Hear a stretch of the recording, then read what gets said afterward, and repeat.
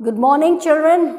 Well, all well and happy after having a nice 10-day break.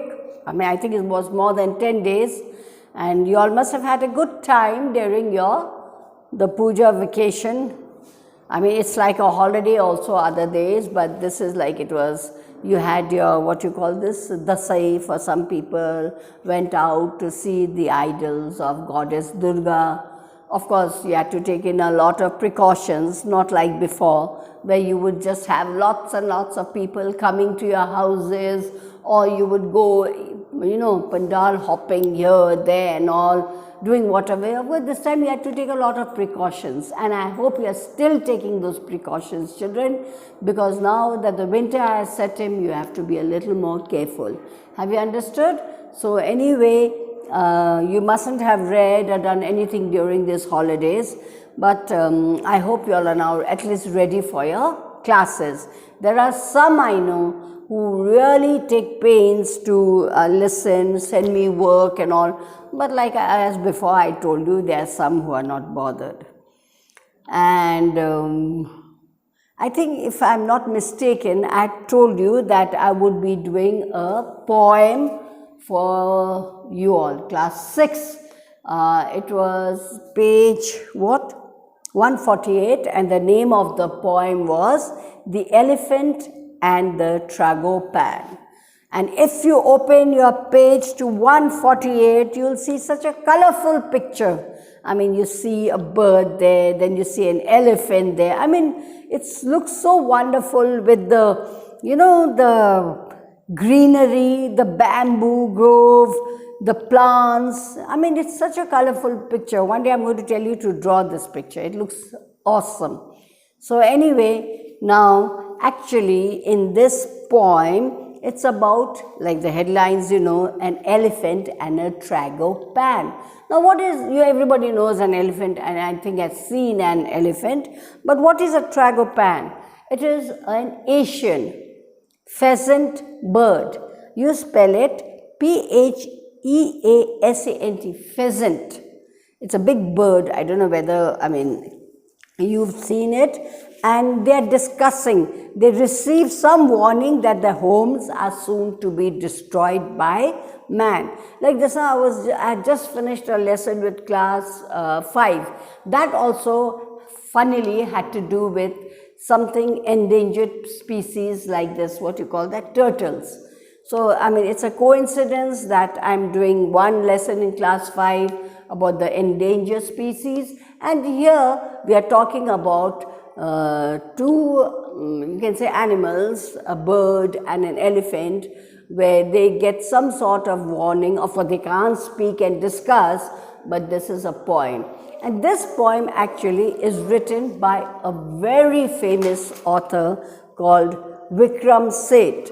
Now, he was an Indian poet. He was born in Calcutta, and he was known for his books, The Golden Gate and A Suitable Boy. Now, A Suitable Boy has been made into a famous film, which is on these days. And so the author, I have told you about the author. Now, like I told you the headlines, they've already told you what's it about. It's about an elephant and a tragopan.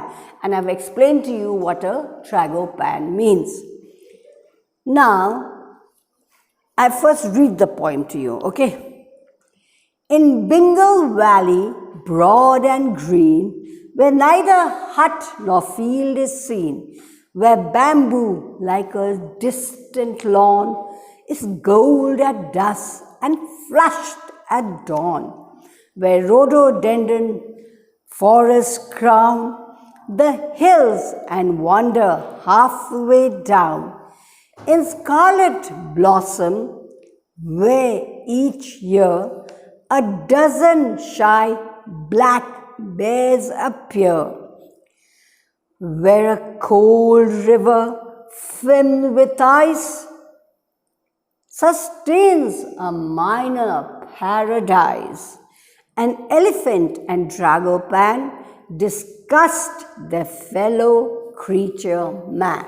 I'm going to do just one paragraph because I'll have to explain it to you properly. And secondly, please, now that, classes have started, please take out your books and read the poem, find the meanings, because it'll be easy for you. Of course, I'll tell you the meanings, but it'll be easy for you to understand. Now, there is a valley somewhere, of course, called Bengal Valley. What is the name of the valley? Now, what is a valley?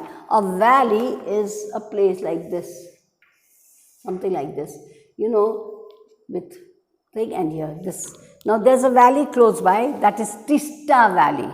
You all must have heard of Tista Valley. So this was Bengal Valley, which was broad. I mean, it was huge, broad, plenty of space, in the sense like it must have been like, broad and green. It was all full green. Now, if you look out of the window now, you'll see some greenery, but not as much as it used to be before. If you look over, I mean, not the mountains, the hills, you'll see they are green, but the patches in between, houses, cut, the forest has been cut, houses burnt, whatever, landslide, all that you see nowadays. Where neither hut nor field is seen, you cannot see any houses, you don't see people digging up to, the fields. It is like just green and broad for thing. Where bamboo like a distance lawn. Now, I suppose many of you have seen bamboo trees and all, but you'll see just groups of bamboo here, there, like that. But here, the bamboo trees from far, it was so green and so thick that it looked like a lawn, a lawn, green lawn. Is gold at dusk and flushed at dawn, because it is like, it gives it, when the sun shines, it gives it a very golden, like when the sun shines, you see the sky becomes gold, like that, the bamboo grove. And flushed means like, just, when you are running and all, sometimes children, when you are running and then, you get flushed, your cheeks become a little red, not fully red, like that. So early morning, because the sun comes slowly, rises in dawn, so it gives that nice light red look. Where rhododendrons forest crown. Now, rhododendrons, they are a bush with large colorful flowers, beautiful flowers, and they, they crown, like they're right on the hill, and it looks as if crown. You know what a crown is? What a queen wears on her head. So the rhododendron bushes look like a crown on top of the hill with lovely pink flowers, colorful flowers. Now, this thing is on the hills, and they go right till down. They're not on the hill only, but they are, they're grown like that. But from far, when you see, you feel the hills have got a crown or something like that. And the scarlet blossom every year. I mean, they bloom so well that they look beautiful. A dozen shy black bears appears. Now, I don't know whether you've seen a bear. You might have seen a bear in the zoo or something like that. But bears are not shy.